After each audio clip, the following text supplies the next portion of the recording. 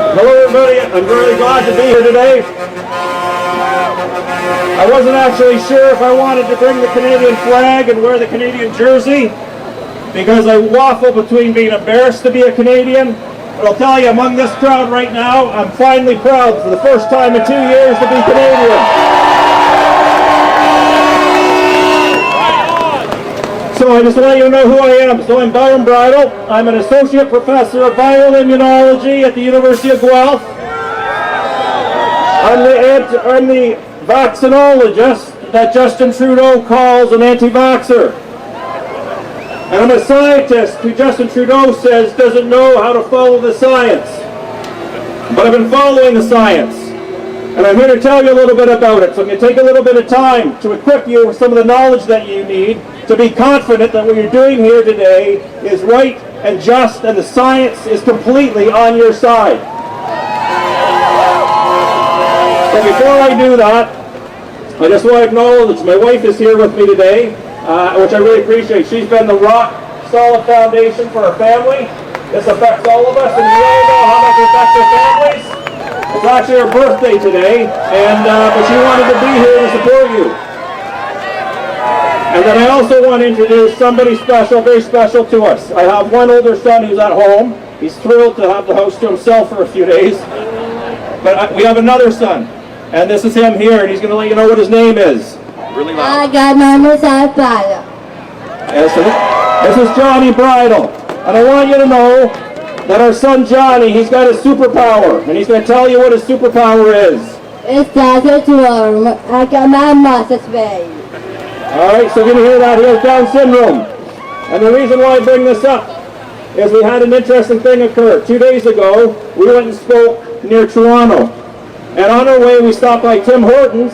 And the reason why we stopped by Tim Hortons is because they were selling what are called Choose to Include donuts. And these donuts were to promote inclusion, and they were to represent and honor and show respect towards people who have different abilities and special needs.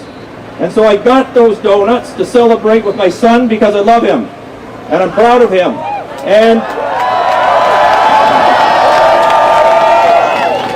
But what I want to tell you is this highlighted everything that's wrong right now in Canada, because as we purchased those inclusion donuts at Tim Hortons, we were buying them from a restaurant that was segregating us. And we were buying this, all the proceeds were going towards Special Olympics Ontario. I've had nothing but the utmost respect my whole life for Special Olympics Ontario. And I support everybody with special needs. However, they're segregating us as well. Johnny is no longer allowed to do a Special Olympics basketball or his Special Olympics soccer. I can't coach the hockey team in our city that has children with special needs. And one of their star players can't play on the team. So I bought the donut under a bit of protest. Again, I support people with special needs. And the other thing I want to let you know is children with special needs are being used, especially right now, for fear-mongering and trying to get the vaccine in the arms of all kinds of children. They're saying that individuals, for example, with Down syndrome are at incredibly high risk. Children, and all adults are not at high risk, and I'm going to tell you why, especially when it comes to Omicron. But they have to stop this fear-mongering. You may have seen a commercial on television at the end of it when they're promoting the vaccination of children. What they do is they show a boy with Down syndrome, and they're doing that on purpose because this is a population, and they're trying to take advantage of that population to make other parents feel forced to vaccinate their kids. Even kids with Down syndrome are not at high risk from this COVID-19, okay? Do I understand that? Now, I've been sharing my concerns for 2 years now about the science as I've seen it evolving. And I have to tell you, I really appreciate it because 3 days ago, I stood on one of the bridges for 6 hours to watch the truckers go by, and it was the first time in 2 years that I felt real hope. And so I want all the truckers to know it's going to be a tough call here. It's going to be a hard fight. And we need you to stick with it. All of Canada needs to stick with it.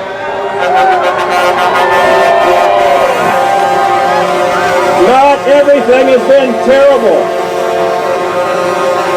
The last 2 years have been pretty bad. But for me, there's actually a few good things.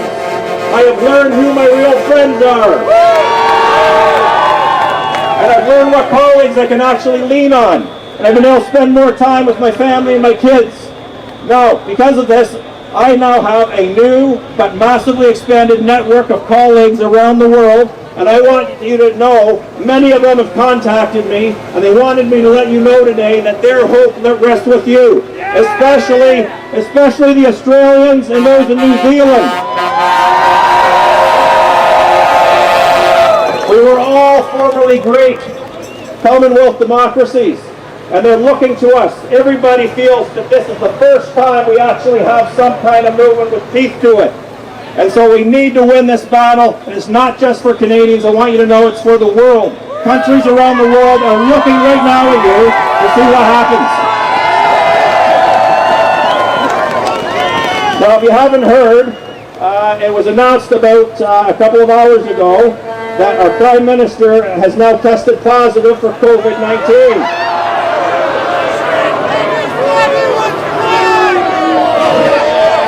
So I just want to reiterate that. Our triple-vaxxed Prime Minister, who wears his mask and practices physical distancing, is sick with COVID-19. And he's trying to tell you, he released that information and he ended his message saying, get the booster. Because he now wants you to believe that the booster is going to keep you from dying, and if you don't, you're going to die. That is scientific garbage, and again, I'm going to tell you why in a moment. But don't listen to him. You can't forget the fact that he told you about the one-dose summer, and how incredibly protective one dose was. And then 2 doses was incredibly protective, and he told you that it stopped transmission, and that it prevented disease. Now he's left with saying maybe it'll blunt the disease a wee little bit. How much longer are we going to keep following this crazy narrative?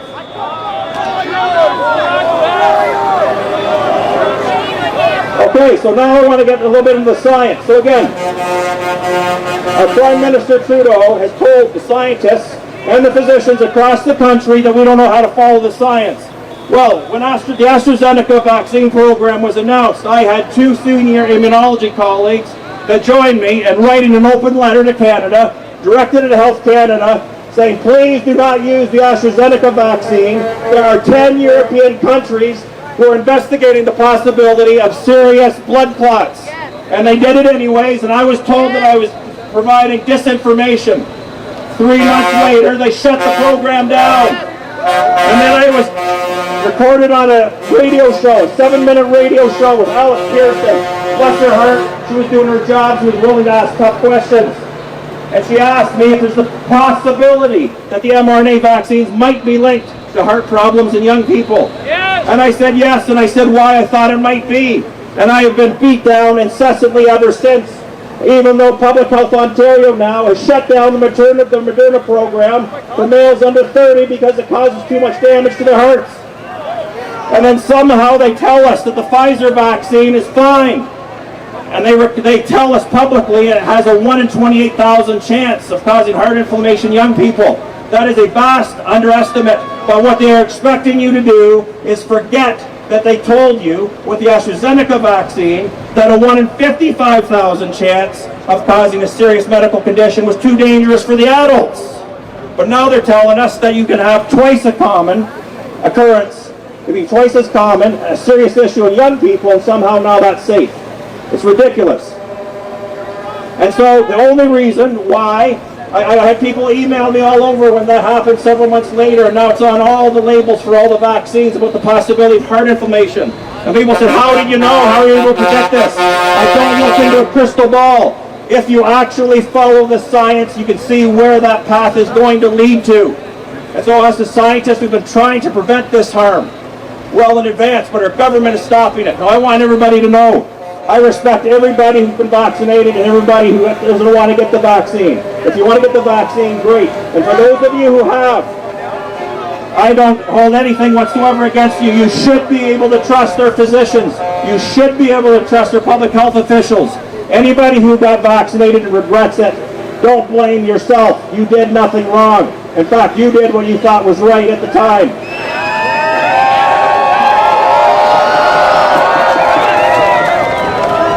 So now I want to tell you something. This is very important, so listen up. Because what I'm going to share with you is cutting edge data, and this data comes from Public Health Ontario, directly from our public health officials that are giving you this narrative. Their own data. You can look this up on the Public Health Ontario website. So first of all, it's important to understand, they told us this was a pandemic of the unvaccinated. You know why? Because they argued that cases of COVID-19 were occurring disproportionately among the unvaccinated. And you know why? It's because they were testing primarily the unvaccinated. Most of you know this.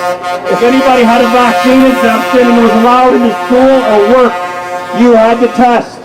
Usually about 3 times a week. Some people up to 5 times a week. Guess what? If you have a disease that can occur in 2 groups of people, and you look primarily at one group of people, guess what? You're going to find the problem more often in that one group of people. That's why it appeared to be a pandemic of the unvaccinated. But guess what? So we understand this.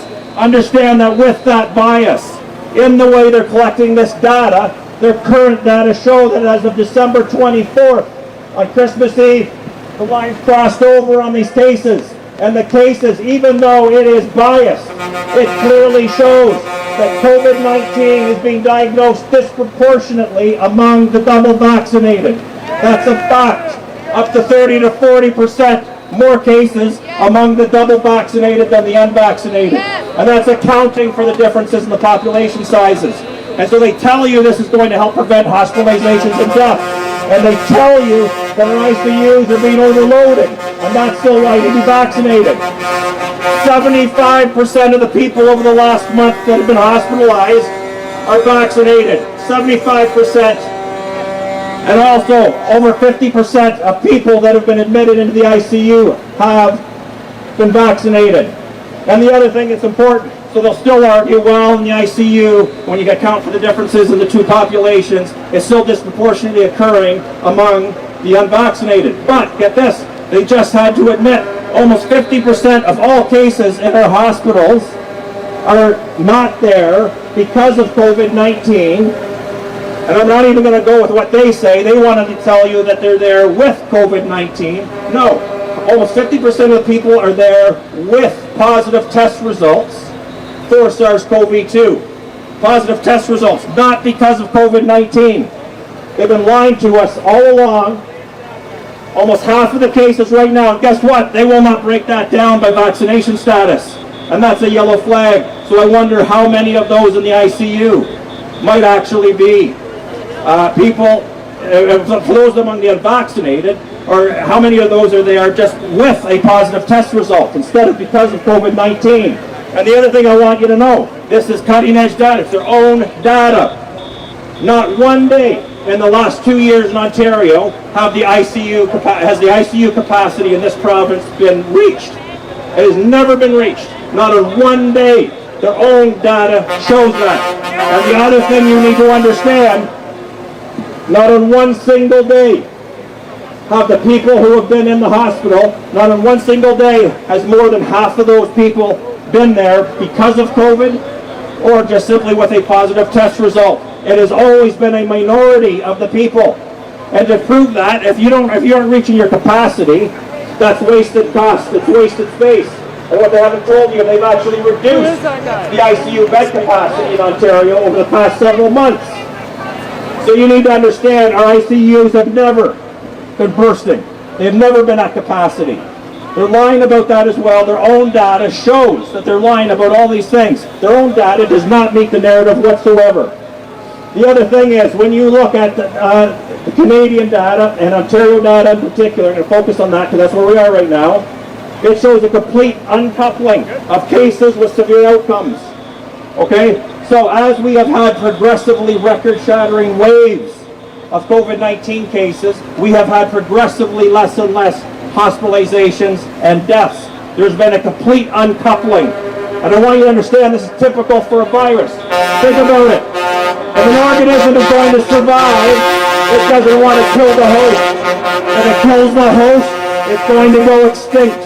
So this virus is doing what a virus is supposed to do. You know what it's doing? It's becoming quite contagious. Contagious doesn't mean dangerous. Don't be afraid of something because it's contagious. The common cold is highly contagious. That's what a virus wants. If it can spread among people, then it's going to have a lot more hosts to live in. And it's also going to be progressively less dangerous. Because again, if it kills the host, it's going to go extinct. And this is where we're at. The Omicron variant is that virus. It is like a cold now. It is no worse than a bad cold for the vast majority of people. Remember, even the common cold can be dangerous and life-threatening for the frail elderly and for those who are immunosuppressed, the same high-risk demographic. The flu is much more serious now than the Omicron variant. All right, it's time to focus our attention on the fact that there are other infectious agents out there and there are other diseases that are affecting us to a much greater degree than the Omicron variant ever will.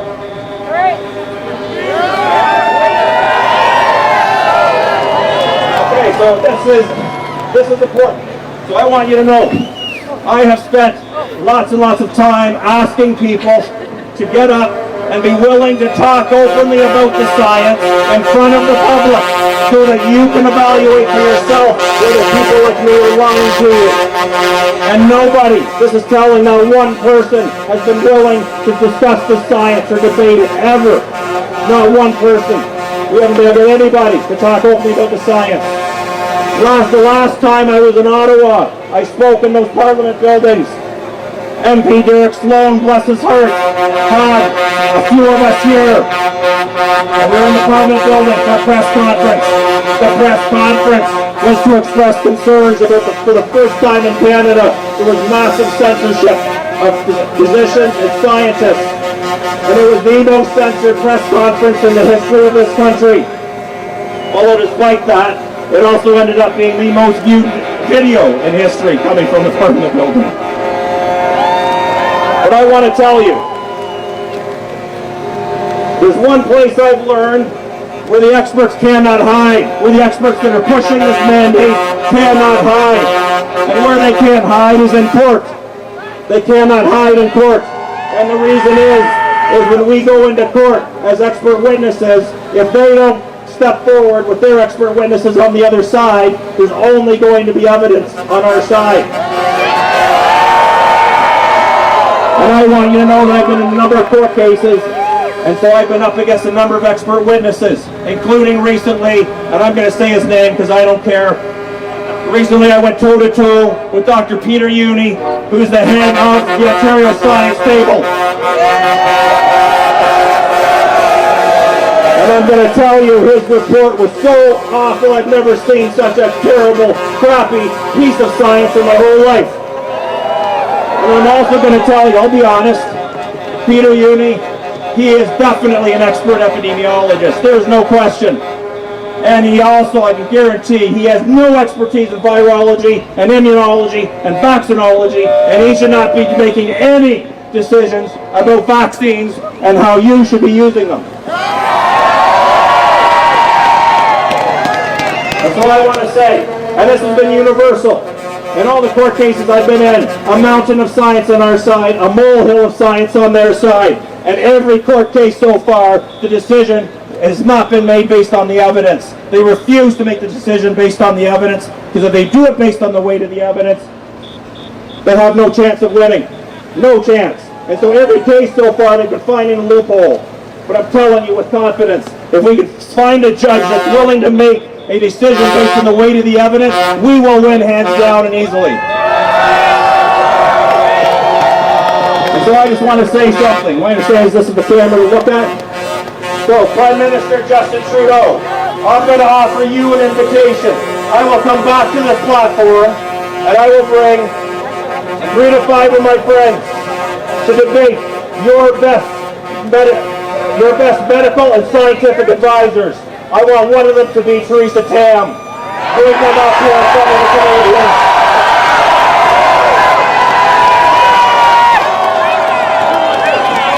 I'm the vaccinologist who you've called an anti-vaxxer. And I'm the scientist that you says does not follow the science, even though I've been able to predict the danger of these vaccines at every turn. So you bring your medical professionals, your scientific advisors, bring them up here and let Canadians decide whether we do or do not know what we're talking about.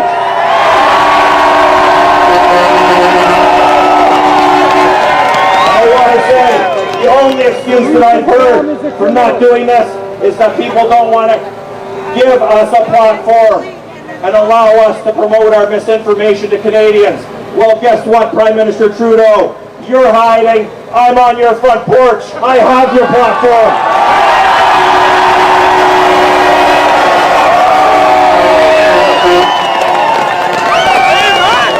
If you want to shut this movement down, you come up here and you prove that we don't know what we're talking about.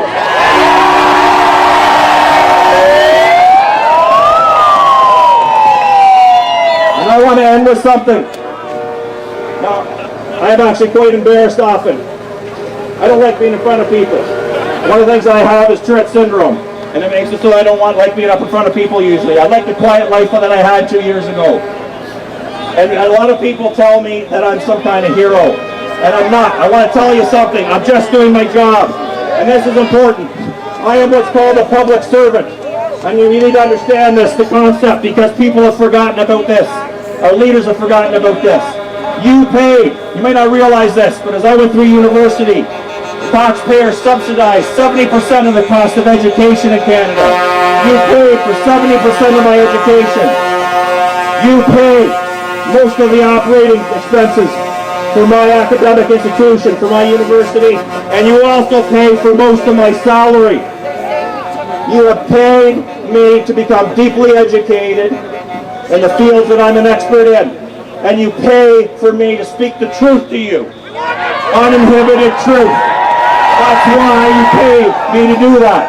And that's all I've been doing. We want the truth! We want the And what I want you to know, what I want, again, to the Prime Minister, Justin Trudeau, this is important for you to understand. I am thankful that there's only one thing that you and I have in common, and it's that we are public servants. And thank goodness that's the only thing we have in common.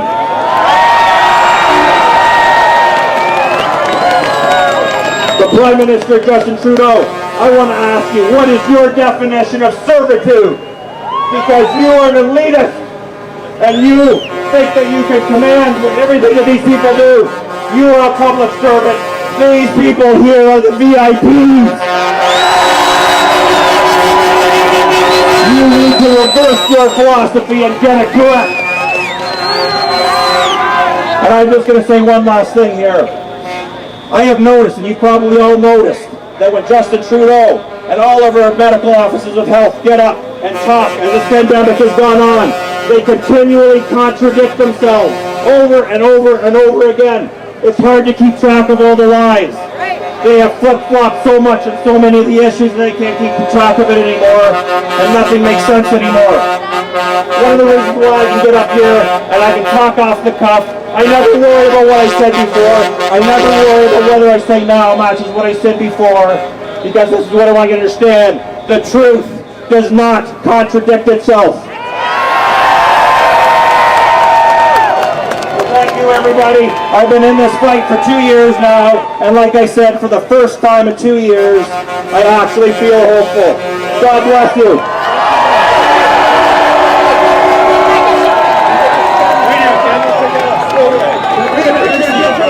Oh, they're going to do a photo. But we want to get the crowd to tell Trudeau, who did just a despicable press conference, meet with us. Meet with us. Meet with us. Meet with us. Meet with us. Trudeau. Meet with us. Meet with us. Trudeau. Meet with us.